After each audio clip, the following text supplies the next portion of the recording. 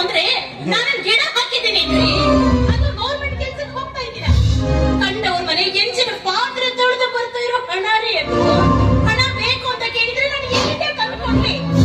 ನೋಡು ನೀನ ಹಣ ಎಲ್ಲಿಂದ ತಂದು ನನ್ಗೆ ಗೊತ್ತಿಲ್ಲ.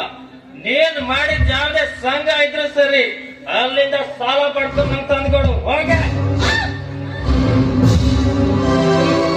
ನಿಮ್ಮನ್ನ ಮದುವೆ ಯಾವ್ದಾಗಿದ್ರು ಬರೀ ಕಣ್ಣೀರಲ್ಲೇ ಕೈ ತೊಳೆಯೋದು ಆಗೋಯ್ತಲ್ರಿ ನನ್ನ ಜೀವನ.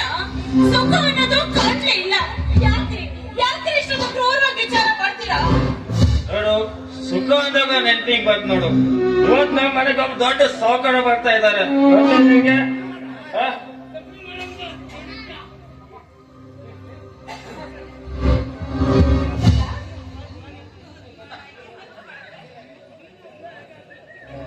ತಮ್ಮ ಬೇಗ ಸ್ಕೂಲ್ ಹತ್ರ ಬರ್ಲಿಲ್ಲ ಅಂತ ಕೇಳಕ್ ಬಂದ?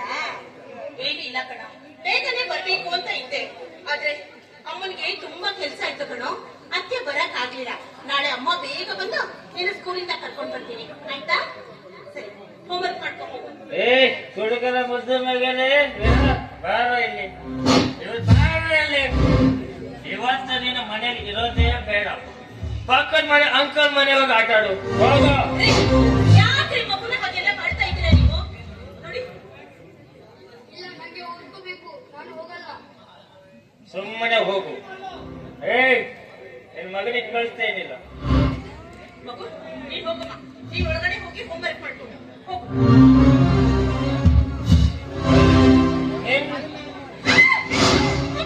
ನಿನ್ನ ಸಮೇತ ಅವ್ರು ತುಂಬಾ ನಾಟಕ ಆಡ್ತಿದ್ದಾರೆ. ಅವ್ರಿಗೆ ನನಗೆ ಏನು ಮಾತಾಡ್ಬೇಕಾಗಿದೆ. ಅಂದ್ರೆ ನೀನ್ ಗಂಡವನ ಪರೀಕ್ಷೆ ಬೇಡ ನಿನಗೆ. ಯಾರೋ ಬರ್ತಾರೆ ಅಂತ ಹೇಳಿದ್ರಲ್ಲ, ಊಟಕ್ಕೆ ಏನಾದ್ರೂ ಮಾಡ್ಬೇಕಾ? ಊಟ ಸಾಯಲಿ, ನೀನ್ ಊಟ ಗೀಟ ಏನು ಮಾಡೋದು ಬೇಡ. ಸುಂದರವಾಗಿ ರೆಡಿ ಆಗಿದೆ ಸಾಕು ಅಷ್ಟೇ. ನಿಮ್ಮ ಮಾತಿನ ಅರ್ಥ? ಮಾತಿನ ಅರ್ಥದ ಬಗ್ಗೆ ಮಾತಾಡೋದು ನೀ ಹೇಳಿದ ಅಷ್ಟೇ ಮಾಡು. ದುಡ್ಡು ಕೊಡೋದು ನನಗೆ ಮಾತಾಡ್ತೀನಿ ನೀನು. ನೀವೇನ್ ಹೇಳ್ತಾ ಇದ್ರೆ ನನಗೇನು ಅರ್ಥ ಆಗ್ತಾ ಇಲ್ಲ. ನಿಮ್ಮ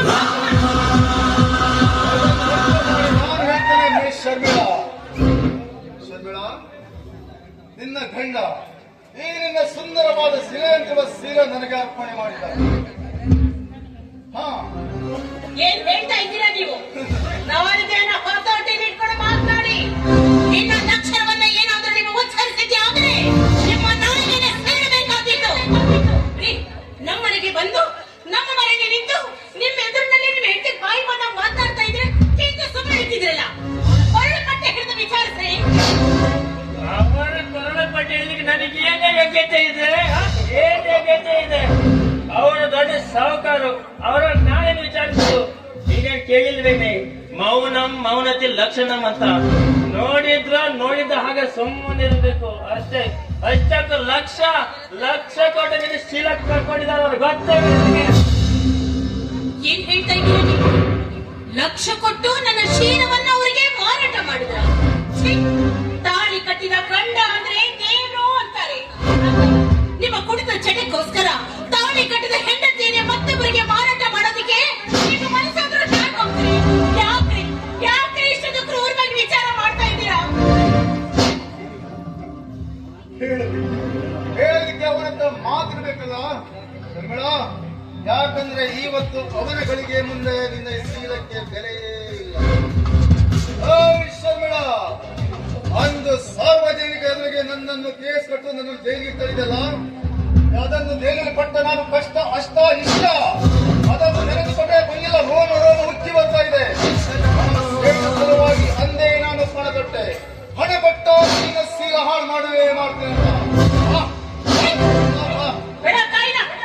ನೀನು ಮಾಡಿರುವ ಪಾಪಕ್ಕೆ ಪ್ರಾಯಶ್ಚಿತ ಪಟ್ಟಿದ್ದಾದ್ರೂ ಆ ದೇವರು ನಿನ್ನ ಕ್ಷಮಿಸ್ತಾ ಇದ್ದ. ಅಂಡವರ ಮನೆ ಹೆಣ್ಣ ಮಕ್ಕಳನ್ನ ಕಾಮರಾಟಕ್ಕೆ ಕರೀತಾ ಇದೆಯಲ್ಲ, ಬಹುಶಃ ನಿನ್ನ ತಾಯಿ ಕೂಡ ನಿನ್ನನ್ನ ಬೀದಿಗೆ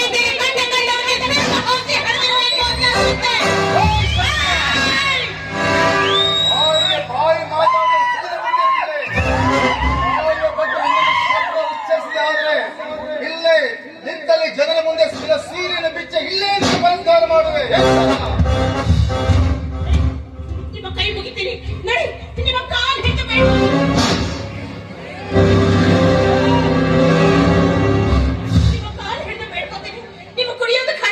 ಬೇಕು? ಕಂಡವರ ಹತ್ರ ಭಿಕ್ಷೆ ಬೇಡಿ ಆದ್ರೂ ನಿಮಗೆ ಹಣ ತಂದುಕೊಡ್ತೀನಿ. ಈ ಪಾಪಿಗೆ ಮಾತಾಡೋಣ ಒಪ್ಪಿಸ್ಬೇಡ್ರಿ. ನಾನು ಏಕಪತಿ ವ್ರತಸ್ಥರಾಗಿ ಸಾಯ್ಬೇಕು ಅಂತ ಇದ್ದೀನಿ. ದಯವಿಟ್ಟು ನನ್ನ ಶೀಲವನ್ನ ಕಾಪಾಡಿ. ನೀನ್ ಶೀಲ ಕೊಟ್ಟ ಗಾಳಿ ಜನಕ್ಕೆ ಗಾಳಿ ತೂರಿ ಬಿಡಲ್ಲ ಕಣ್ಣೆ. ನಿನ್ನ ಗಂಡನಾಗ ನಾನೇ ಹೇಳ್ತಾ ಇದ್ದೀನಿ, ಅಂದ ಮೇಲೆ ಕೇಳಲೇಬೇಕು. ಅಷ್ಟೇ ಅಲ್ಲ ಸಾಕಾಗ್ರೆ, ಬಾ ಶರ್ಮಿಳ, ಬಾ. ಸಾಕಾಗ್ರೆ, ಬಾ. ಸಾಕಾಗ್ರೆ. ಮಾತಿನ ಬಂದ ಹಣ ಕೊಟ್ಟು ಹಾಗೆ ಹೋಗಿದ್ದೀನಿ. ಹೆಚ್ಚು ಬಿಡಂದಾಕ್ಷಣ ಬಿಡಲಿಕ್ಕೆ ನಾನು ಶ್ರೀರಾಮಚಂದ್ರಲ್ಲ, ಬಂದವನು ರಾವಣ.